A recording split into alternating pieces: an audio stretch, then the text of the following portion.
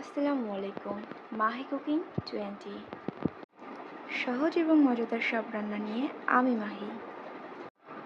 ভালো লাগলে অবশ্যই লাইক, শেয়ার, সাবস্ক্রাইব করে সাথেই থাকবেন। আদা বাটা, রসুন বাটা, পেঁয়াজ বাটা, আস্ত রসুন,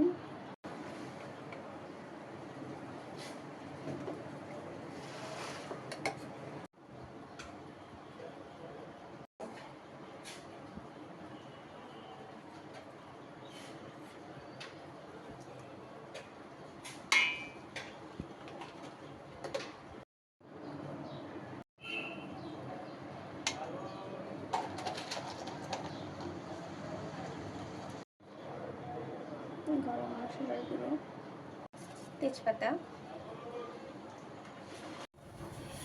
দারচিনি, পরিমাণ মতো লবণ,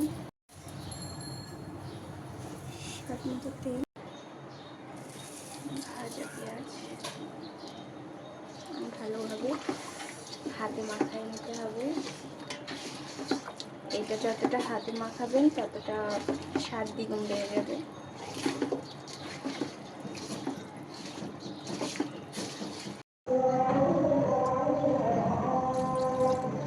সামান্য পরিমাণ পানি দিয়ে ঢেকে দিতে হবে। এটা সরিয়ে এই পর্যায়ে একবার এটা ভালোভাবে নেড়ে দিতে হবে, যাতে করে মশলাটা এপাশ ওপাশ ভালোভাবে বসে। এই সময় চুলার জালটা মিডিয়াম হতে থাকবে।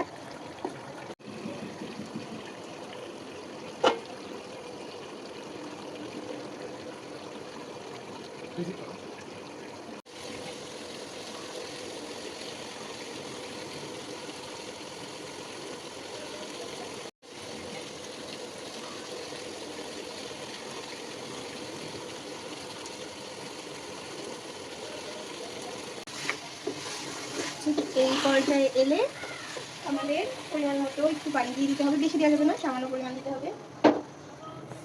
ভালোভাবে নেড়ে দিয়ে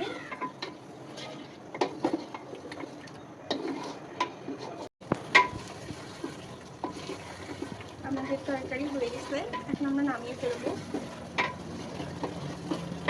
দেখুন তরকারিটা দেখতে কত সুন্দর, লোভনীয়, কালারফুল।